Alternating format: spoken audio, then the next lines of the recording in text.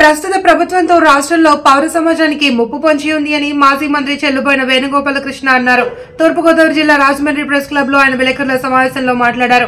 చంద్రబాబు రాజకీయం అంతా కుట్ర కుతంత్రాలతో నిండి ఉంటుందన్నారు. స్థానిక సంస్థల్లో బలం లేకపోయినా బలవంతంగా దక్కించుకునే ప్రయత్నం చేస్తున్నారని, ప్రజల మనోభావాలకు విరుద్ధంగా నాయకులను కొనుగోలు చేస్తున్నారని ఆరోపించారు. ప్రతిపక్షాలను లొంగదీసుకునే ప్రయత్నం చేస్తున్నారని మండిపడ్డారు.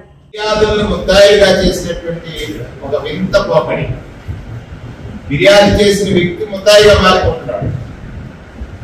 అంటే చట్టాల పట్ల వీలున్నటువంటి గౌరవ లేకపోతే చట్టాలు మా చుట్టాలు అనేటువంటి భావన. ఫిర్యాదు చేసిన వారిని ముద్దాయిగా మారిస్తే ఈ చట్టాల పట్ల కానీ ప్రజాస్వామ్యం పట్ల కానీ పౌర సమాజానికి ఏం గౌరవం ఉంటుంది.